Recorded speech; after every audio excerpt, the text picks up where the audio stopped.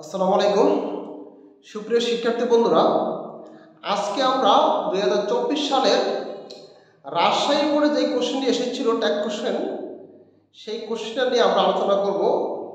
আমরা প্রথমেই দেখি যে বাংলাদেশ এ নাম্বার রয়েছে, Bangladesh came into being at the cost of a bloody war।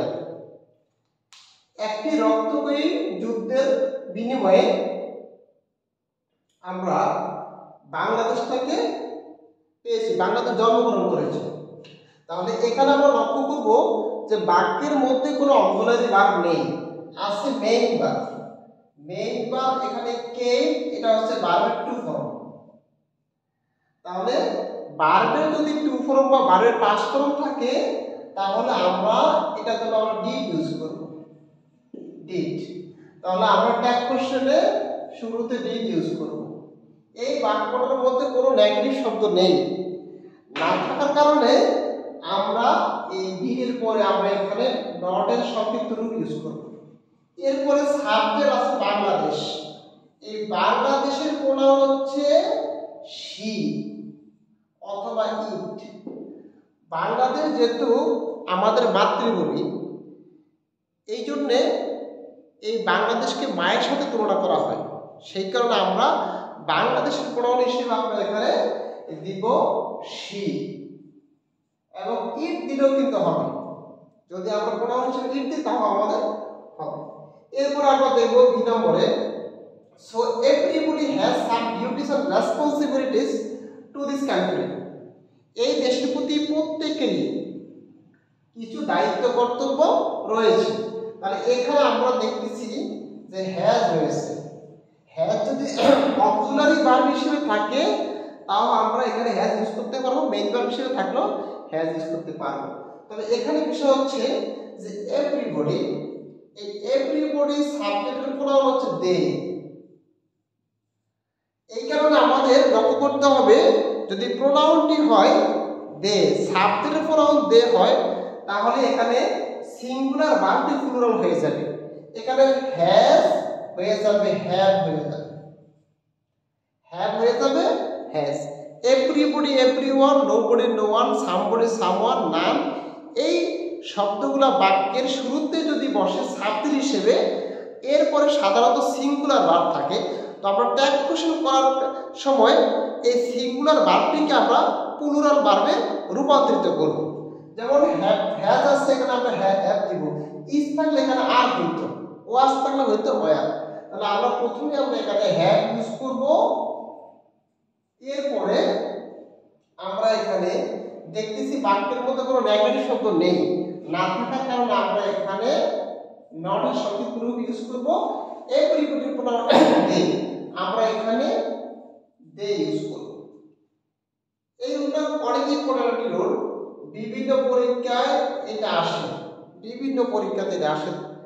এবং আমরা পরবর্তী দেখি as a citizen of this country, এই দেশের একজন নাগরিক হিসেবে we can hardly forget our duties, আমরা আমাদের দায়িত্বকে ভুলে যেতে পারি না।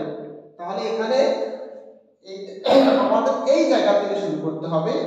এই বাক্যের এই উই ক্যান হার্ডলি, এখানে ক্যান অক্সিলারি ভার্ব হিসেবে আছে, আমরা এখানে ক্যান ইউজ করব।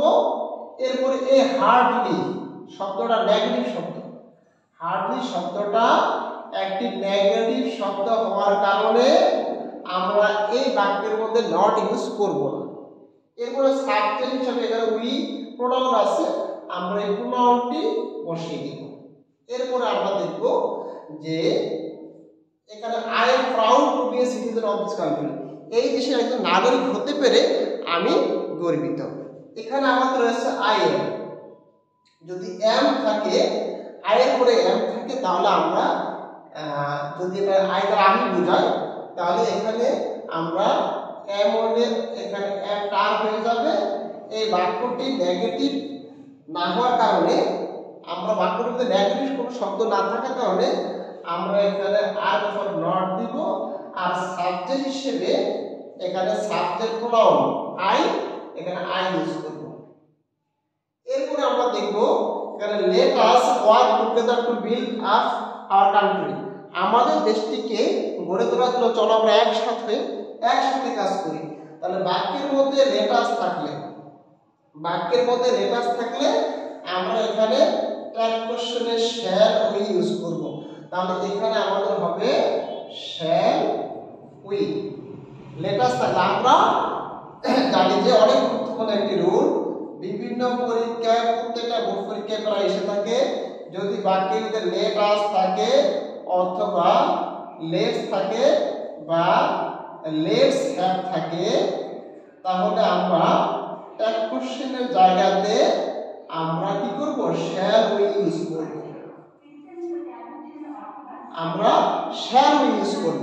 লেটাস, লেটস অথবা লেটস হ্যাভ থাকলে আমরা ট্যাগ কোশ্চেনের শ্যাল উই ইউজ করব। তো ডিয়ার স্টুডেন্টরা, আমি আশা করতেছি তোমরা আজকের এই রাজশাহী বোর্ডটি যে ট্যাগ কোশ্চেন এসেছিল রাজশাহী বোর্ডে এটা বুঝেছো।